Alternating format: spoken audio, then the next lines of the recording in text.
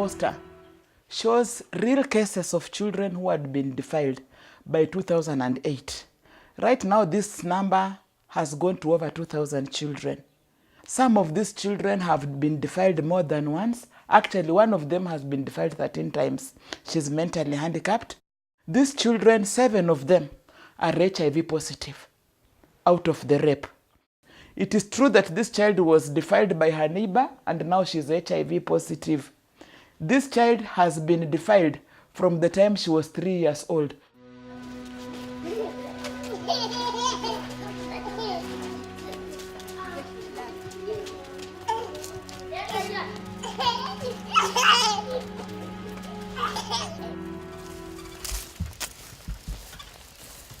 Maisha yangu iko hatarani mpaka saa hii. Nilisikia vibaya, nilitamani hata angekuwa karibu ningemkata hata na panga. Alfred's case is a very bad case. Alfred's brother defiled his 2-year-old daughter. Nilikuwa kwa stage nikifanya kazi ya boda. Ilikuwa around saa 9 hivi. Shemeji wangu jirani akanipigia simu, ndugu yako amefanya mambo mabaya. Sikujua ni jambo gani, nilikuwa nimebeba customer, nikamwambia customer, "Ebu shuka hapo nilipe chenye unanilipa, niende nione yenye wananiitia nyumbani." Nilipofika kwa gate nikapata umati ya watu. Nikasutuka, nikaacha baiskeli hapo, nikakuja. Nikaona mtoto akaniona akasema, "Baba, angalia John amefanya hapa, ameumisa hapa." Sasa vile niliona mtoto, nikaona hasira. Nilienda kwa polisi wakaniandikia barua, nikapelekwa hospitali. Sasa vile daktari alisoma, akaangalia mtoto akaenda kitu ya kwanza, wakampima. Sasa vile walimpima, ikasemekana ati hana ugonjwa. You can get a child full of blood with very great tears, which we categorize them in terms of degrees, maybe first degree to that degree. The third degree is the worst.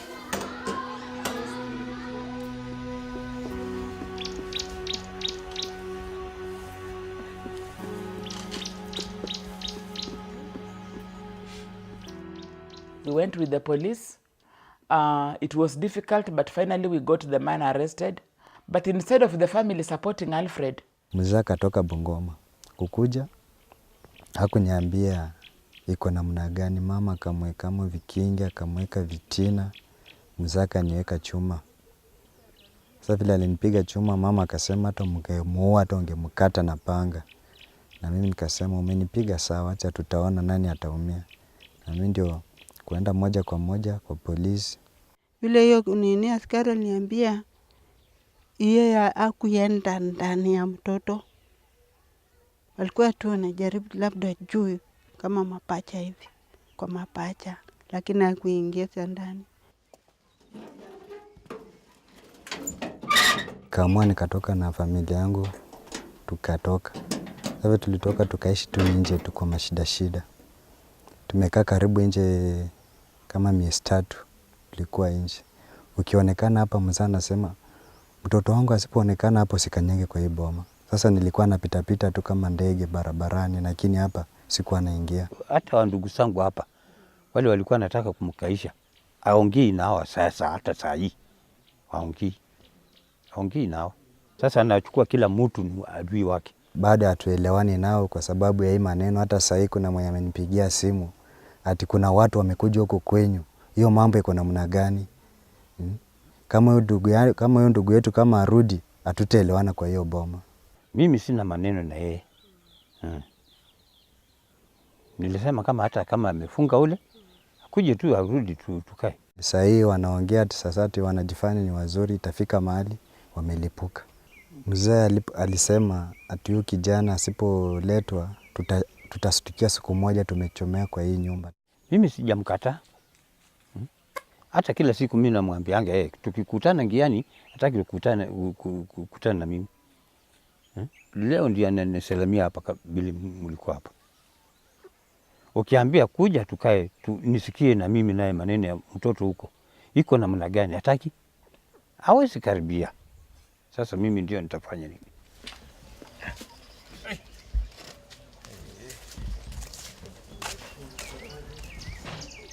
When an incident like that occurs, you find that there is division in the homes, there is that conflict.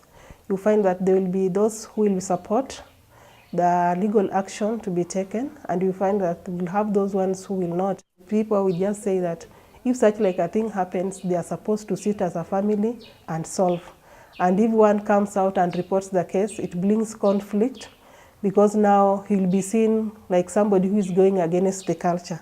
We have so many of such cases where people have really suffered for protecting their children.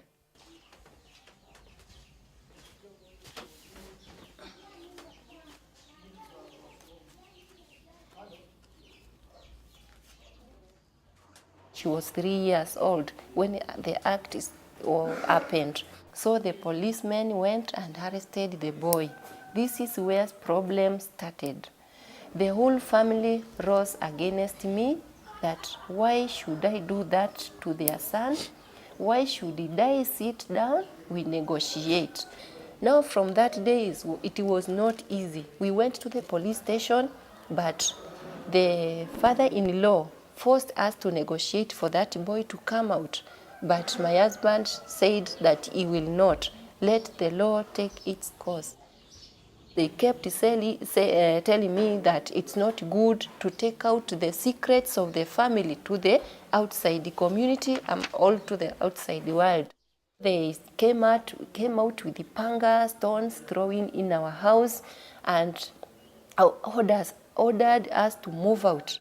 When we came out, we only came with the clothes which were on our bodies, nothing else we picked from that family.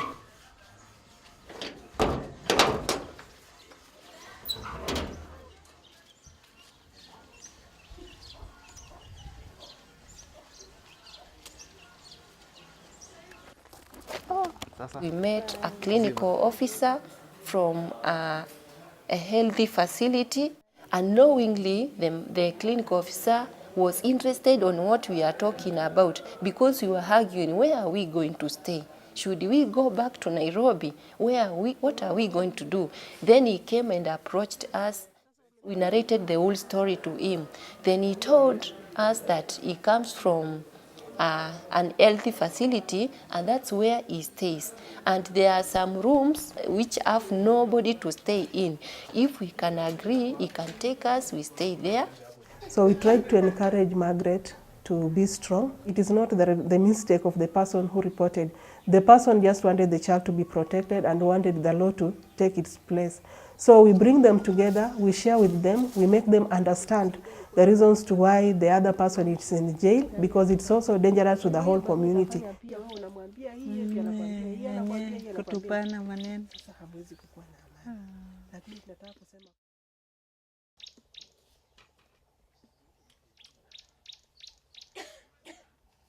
Tuko na vijana 6, wasichana tulikuwa 3, mmoja akaaga, sasa kwa wasichana 2. Mtoto wangu msichana kwanza ako na miaka 3, alafu wa pili ako na miezi 6.5. Familia yangu iko huko na mimi niko tu hapa peke yangu. Alfred's wife has had to go back to her family, to her father's home, because now they are homeless, and Alfred just lives from place to place.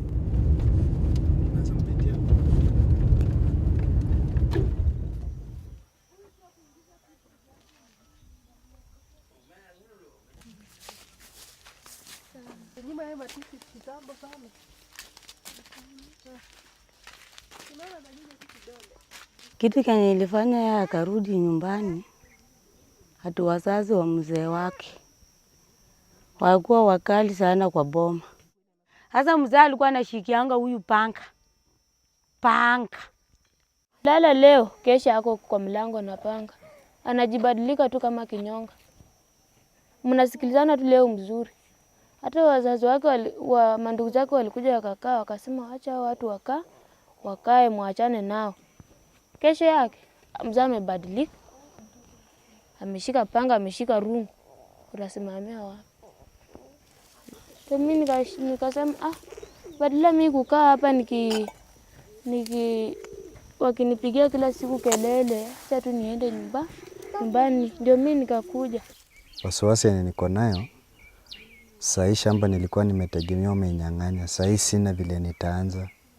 Sasa ndio nikaona watu wangu wakikuja hapa, itakuwa tu sasa tumeenda tu nje ingine ni hatujulikani.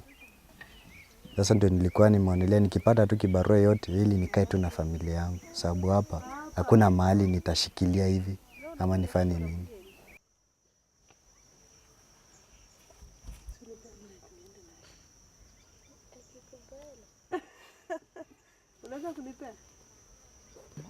I have over 2,000 little girls who have been defiled. The youngest was 1 year old, who was defiled by somebody who was 36 years. He has been imprisoned, that one. We have had very many cases where perpetrators have been caught red-handed, and unfortunately sometimes they have bought justice.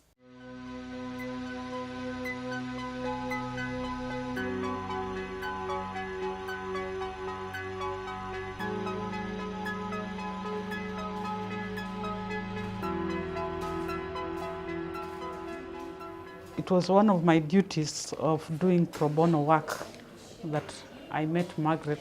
I decided to take up with the case alongside RIP, the organization dealing with protection of children. The lower court, which is the resident magistrate's court, considered the evidence and found the accused person guilty. But on appeal, the appeal was allowed because of medical reasons.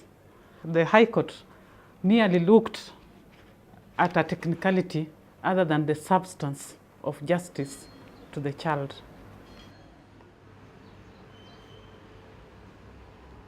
The judge said the accused was charged under the wrong provisions of the law.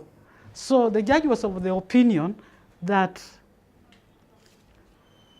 the accused would have been charged with incest, not defilement.